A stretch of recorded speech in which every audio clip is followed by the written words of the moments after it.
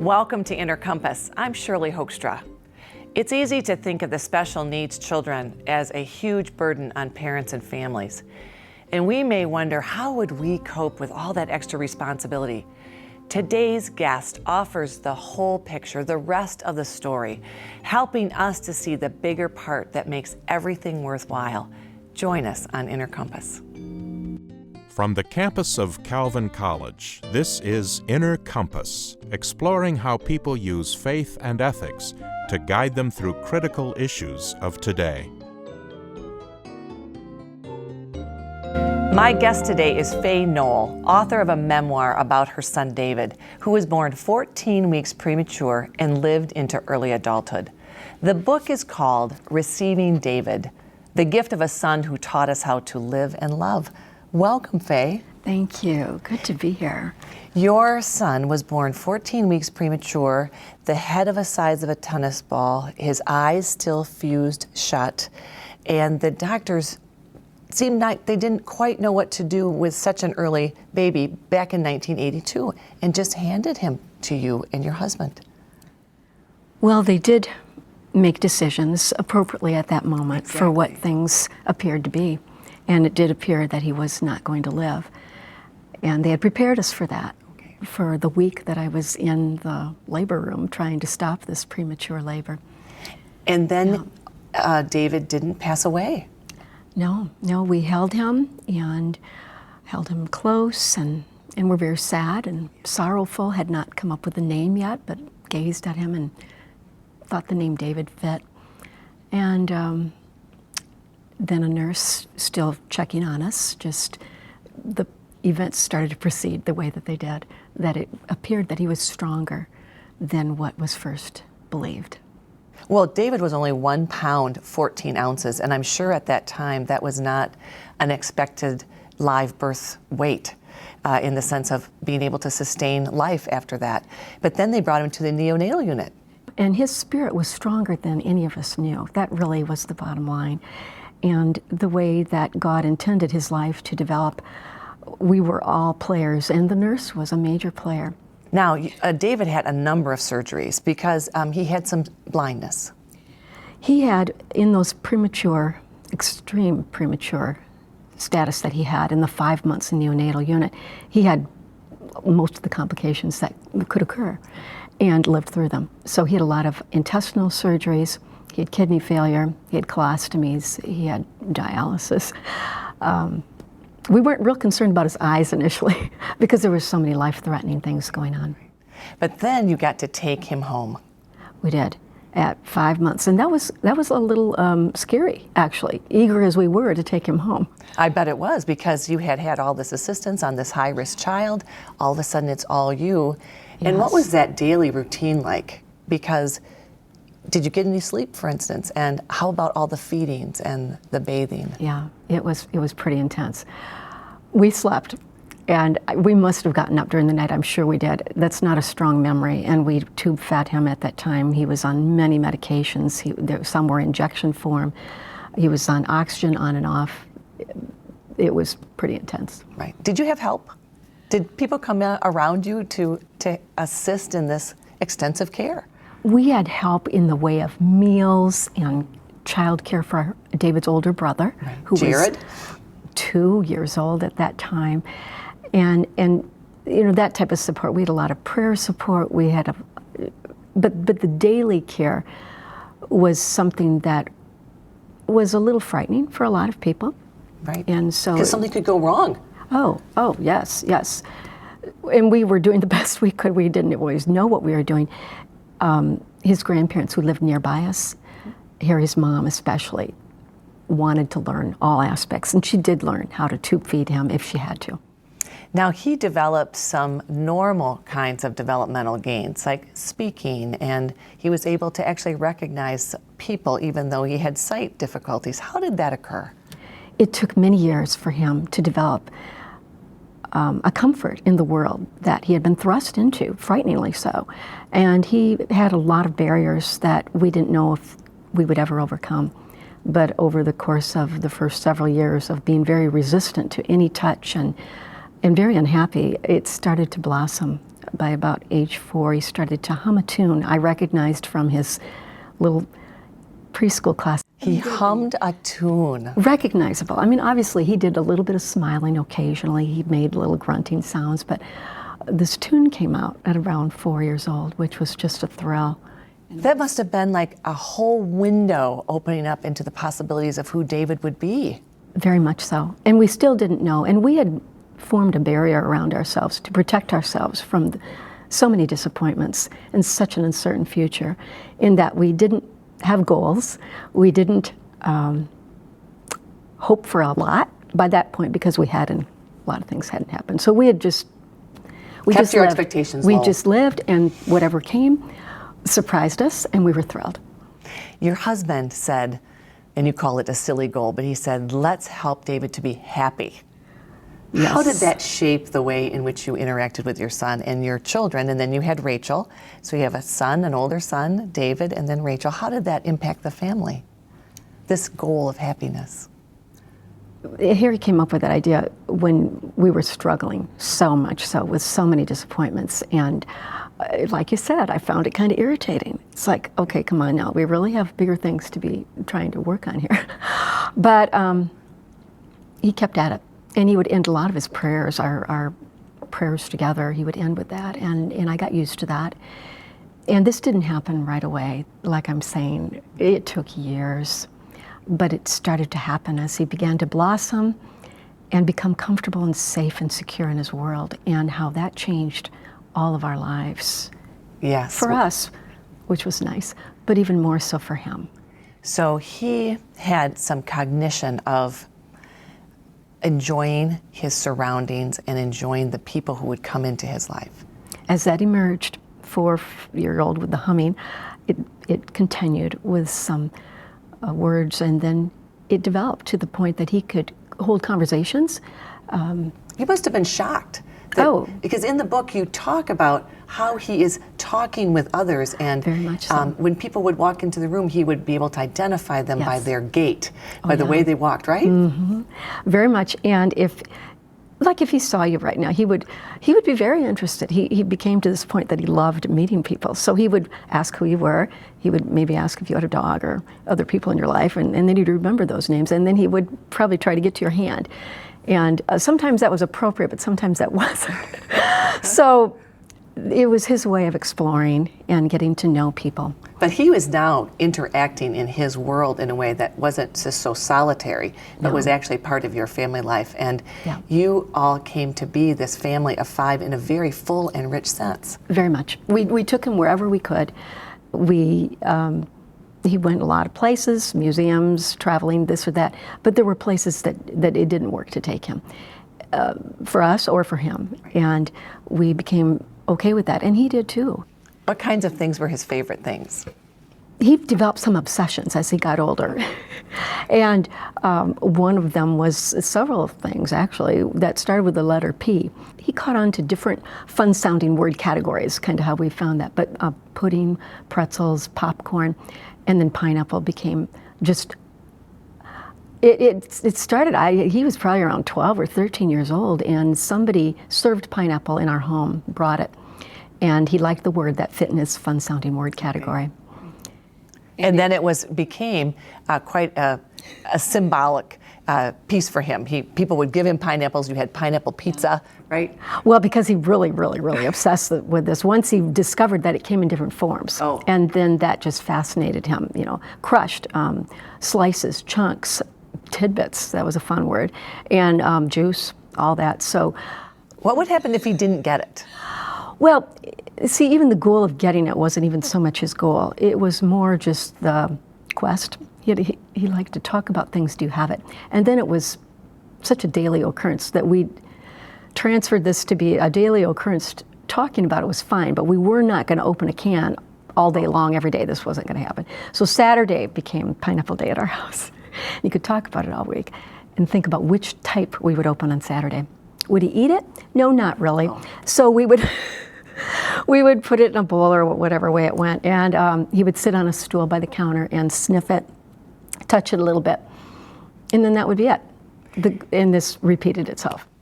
So these are the kinds of things that you are integrating into your life. They're becoming normal, and your children are having a brother who does some things that are outside of the norm but are normal in your household. Yeah. And you said that you would sometimes take him places and sometimes not.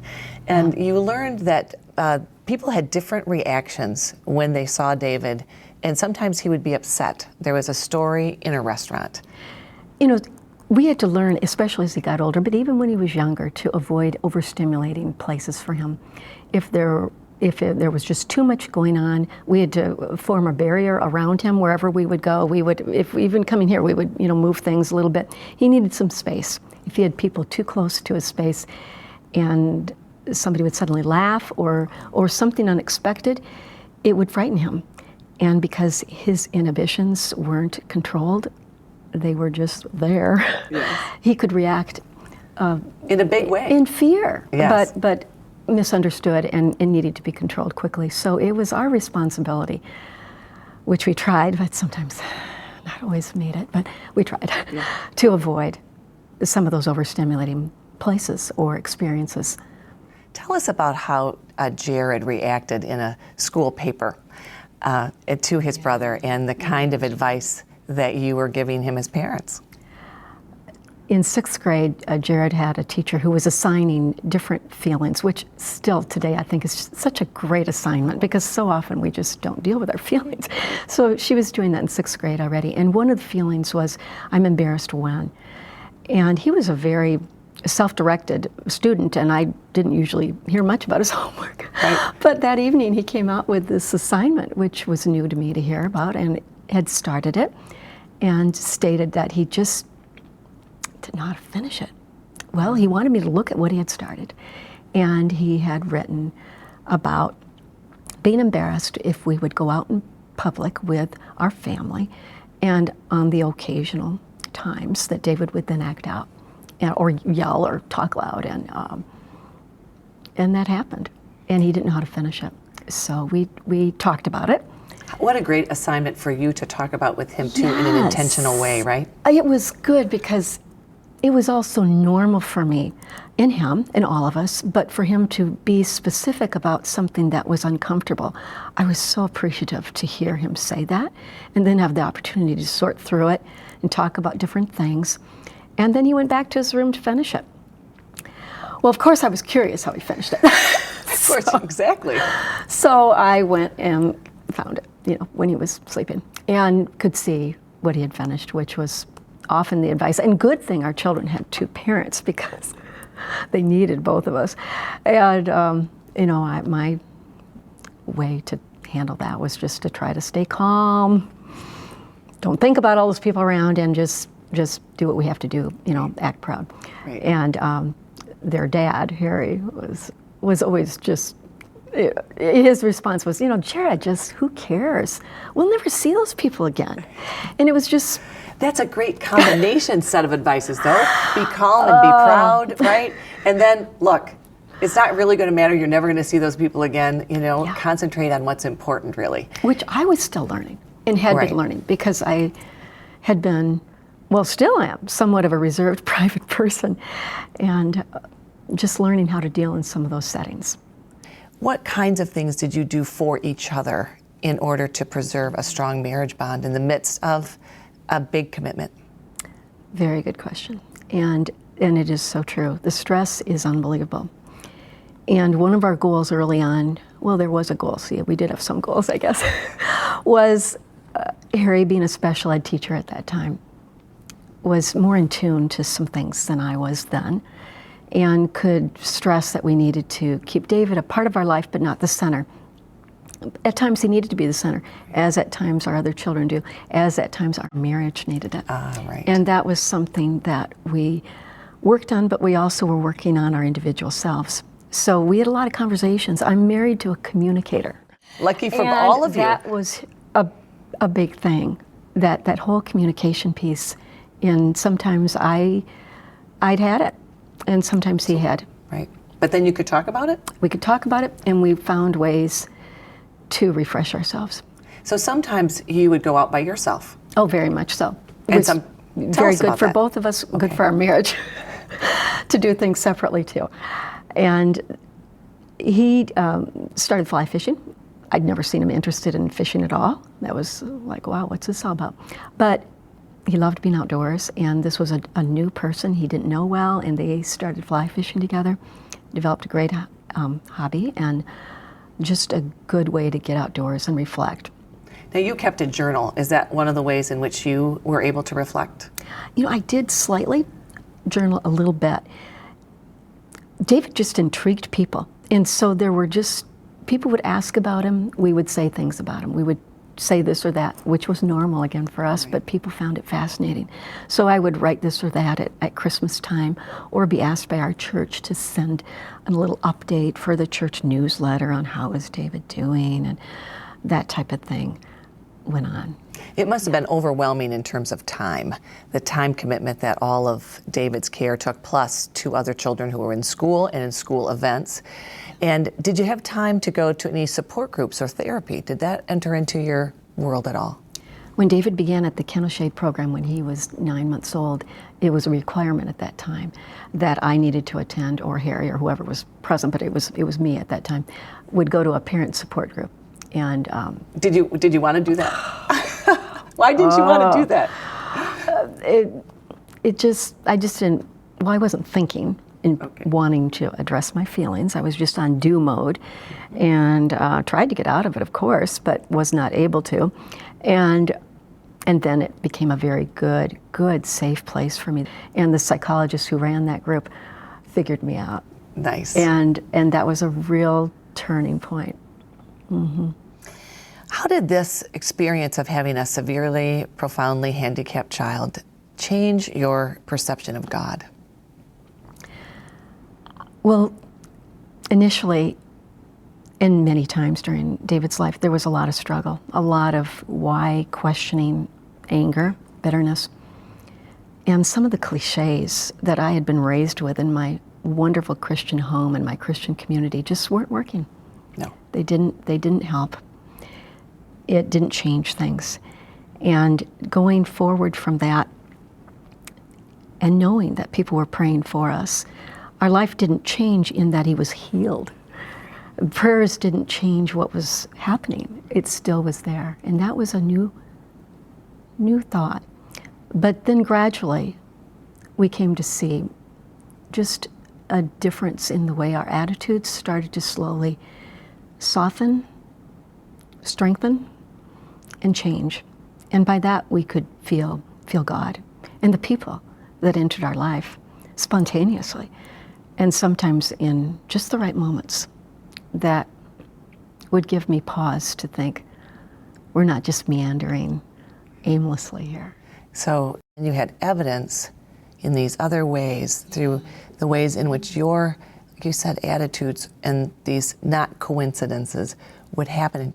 They were intense moments, and that was when we could start to realize we had to live with our eyes open in ways that we could see the beauty in the ordinary, which sometimes is just a phone call at the right moment. I love that phrase, the beauty in the ordinary. So much of life is being aware, just paying attention, right? And I would think this kind of situation could overwhelm someone, so that you had to practice being aware. We were given the opportunity to recognize it. And then once we started recognizing those moments, it made us more aware to watch for them, to look for them, to be that for other people. Not only just, well, more so even importantly, because we became the recipients often of that. Now, people wanted to reach in and help, and it is apparent to me that you were a family that actually was able to receive assistance and community in that. But you also mentioned that people said dumb things or things that weren't helpful. You know, usually they're very, very well intentioned. And Harry, being a special ed teacher at the time, it was like, oh, how wonderful that he landed in your family. Wow. We just didn't hang on to stuff like that. We really didn't. We just we didn't want attention. Really, that, I guess there were moments, but not Not a lot, because we were trying so hard to live ordinary that we didn't take notice. Because we watched some families do that. And that you can do for a little while. But if you demand too much attention or react too negatively, you drive people away. And we needed people too much for that to happen. Yes. We often all need people. And this experience, it seems to me, really sharpened your ability to read people and to read cues. Yeah, it was apparent when we had David with us, immediately if somebody met David, if they were comfortable with him or still, comfortable, but, let's keep a distance, which was very reasonable also. So we don't fault people for that. But it was something we were very in tune to just read the cues of the atmosphere, people's comfort level. That's actually a gift, and it was probably a gift to your children as well. Cue reading is a skill that is so helpful in all of life. You learn it, when you're forced to, Right. I believe, just because of trial and error, and not wanting to make it difficult for other people. At some point, you found out that David only had one kidney, and then he had kidney failure. And your family was really forced to make some important medical decisions. And in an age where, because it can be done, people think it must be done, you had to actually open up that conversation in a powerful way. Very much so. I was working as a nurse, so when his kidneys started to become an issue again, I was very aware where we were going with this, possibly. And it was resulting from his premature time that he had kidney problems that had always been there, but had been very minimal. So we had some very difficult decisions to make, but we were supported completely by our pediatrician. I was able to talk to medical people that I work with and sort and talk about who David was, what he could understand, and what he would be able to tolerate, and make decisions based on that for maintaining the very high quality of life that he had achieved through a lot of hard work to get there. A lot of hard work had gone into achieving this happiness for him, his integration into family and to his school and to his church. And you were faced with that, another substantial set of medical procedures, either a transplant or dialysis. Were you concerned about people's reactions to your family's decision not to go those extra steps? It came about after agonizing deliberation with the people that were close to us and the people that needed to help us make that decision. So here again, community played a substantial role in life and death questions, really. Yeah. And then that community then guarded and protected us. Interesting. From people that would not understand. Right. Yeah. So you made this decision to enter into a period of time when his kidney would just fail at some point and he would then pass away. How did you prepare for that, and how long did it take? Was it a year or two, or how long did it take, and what was that journey like? In 2001, it became apparent that it was starting to become a bigger issue, and our monitoring became more serious, and we had our conversations, but things started to change even more so in 2003. He was about 21 at this time? Yeah. Mm-hmm. Already an adult. Right. And in body, but yes, not necessarily, obviously not in capabilities. He loved doctor appointments, always had, loved blood draws. So starting with more specialists, monitoring him that way, and continuing to have them monitor too during this time, this journey, this new journey that we were on, was fine with David, which was a great comfort for us. Right. Because he loved the talk, but he didn't understand the specifics.